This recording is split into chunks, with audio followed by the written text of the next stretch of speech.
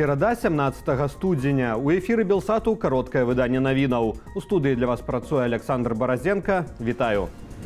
Святлана Тихановская сёння выступае ў межах асноўнай праграмы сусветнага эканамічнага форуму ў Давосе. Лідарка дэмакратычных сілаў Беларусі бярэ ўдзел у панелі высокага ўзроўню «Абарона адзінага фронту Еўропы». Разам з прэзідэнтамі Польшы, Літвы, Паўночнай Македоніі, міністрамі замежных справаў Іспаніі і Украіны. 19 студзеня Тихановская таксама выступіць у межах дыскусіі на тэму жаночага лідарства, дзе апавядзе пра ролю жанчын у беларускім пратэсце і грамадзянскай супольнасці. Тады ж у неасноўнай праграме форуму адбудзецца дыскусія на тэму беларускага бізнесу і эканамічнай перспектывы для беларусаў. Гэта бадай першы выпадак у гісторыі Давосу, калі дыскусія цалкам прысвечаная нашай краіне. ААН заклікалі адрэагаваць на планы Лукашэнкі выкарыстоўваць ядравую зброю.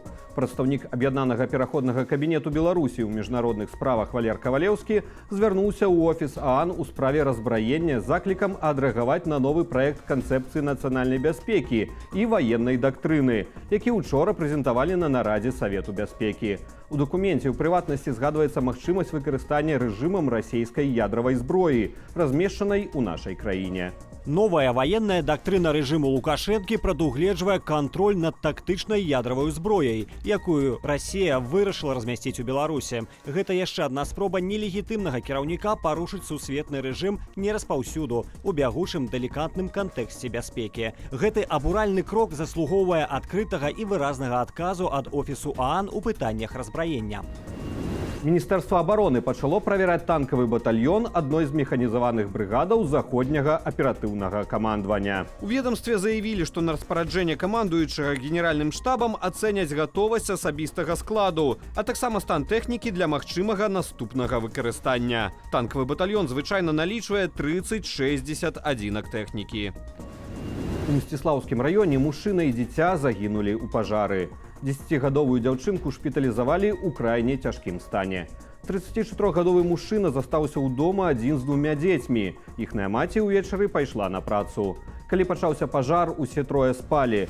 Дзяўчынка прачнулася і паспрабавала ўратаваць 4-гадовага брата, але ёй гэта не ўдалося. Пасля яна паклікала на дапамогу суседзяў, якія выклікалі МНС. Абставіны трагедыі высвятляюцца следчымі. Паводле суседзяў, напярэдадні мужчына ўжываў алкаголь. У Воршы міліцыянты затрымалі мужчыну, які катаў дзяцей на прывязаных да аўтамабіля цюбах.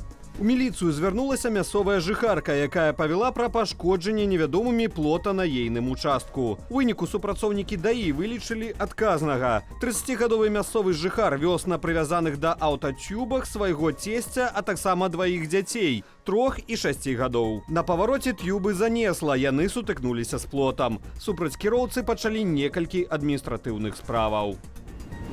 Іран упершыню нанёс ракетны удар па тэрыторыі Пакістану.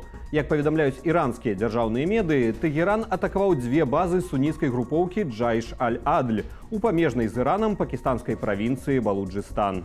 Агенцтва МЭГР удакладняе, што базы былі ўраджаныя ды знішчаныя ракетамі і беспілотнікамі. Раней у Тэгеране заяўлялі, што атакаваная групоўка здзяйсняла напады на прадстаўнікоў іранскіх сілаў бяспекі ў памежных раёнах. У Іране Джайш-аль-Адль лічаць тэрарыстычным фармаваннем. У МЗС Пакістану ўжо заявілі, што удар Ірану па пакістанскай тэрыторыі можа мець сур'ёзныя наступствы. За дзень да атакі на Пакістан Іран нанёс ракетныя ўдары па поўначы Іраку і Сірыі. МЗС Іраку пасля атакі адклікаў свайго амбасадара ў Тэгеране. Польскія перавознікі як мінімум да канца зімы спынілі блакаду на мяжы з Украінай. Увечары 16 студзеня разблакавалі 3-й і апошні з тых КПП, дзе былі пратэсты.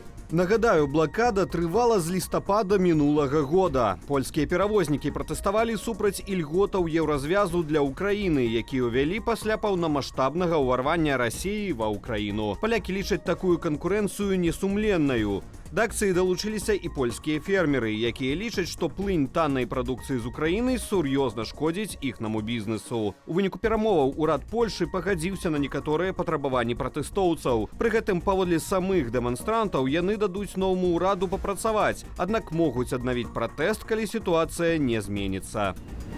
Уначы Расія абстраляла ўкраінскія гарады з дапамогаю дронаў камікадзе тыпу «Шахет» і кіраваных зенітных ракетаў. У месцах удараў працягваюць ратавальна-пошукавыя працы.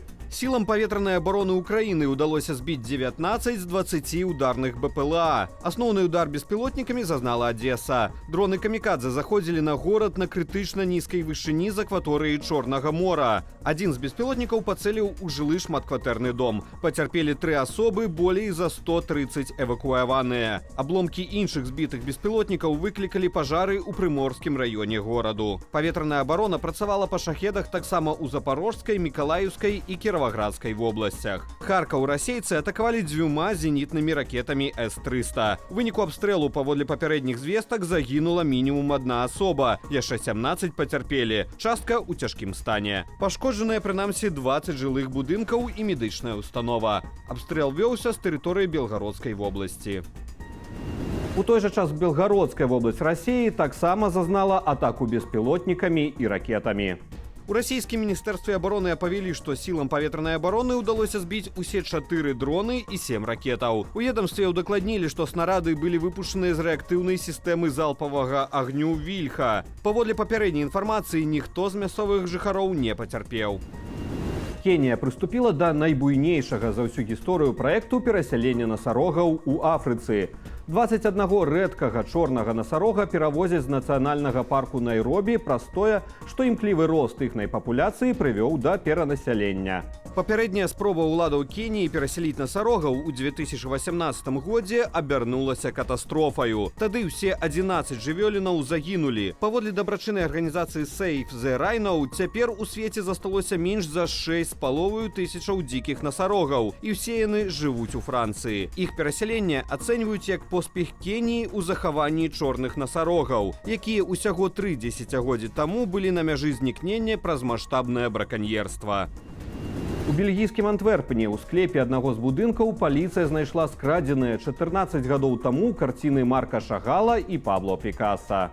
Карціны Пікаса «Галава» і Шагала «Чалавек у малітве» былі скрадзеныя ў прыватнага калекцыянера ў Тель-Авіве ў 2010 годзе. Яны каштуюць $900 000. Бельгійская паліцыя правяла аперацыю пасля паведамлення неназванага інфарматара пра тое, што мясцовы жыхар выставіў абодва творы на продаж. Галоўнага падазраванага арыштавалі. Карціны паводле мясцовых уладаў захаваліся ў добрым стане. Падрабязней пра гэтыя ды іншыя навіны, як заўсёды, апавядуць мае калегі ў вечаровых выданнях «Аб'ектыву» і студыі «Белсат». Я ж на гэтым з вамі развітваюся і заклікаю, калі для вас гэта бяспечна, ставіць лайкі, каментаваць і дзяліцца нашым выданнем, каб яго пабачылі як мага болей гледачоў. Беражыце сябе і заставайцеся з «Белсатам».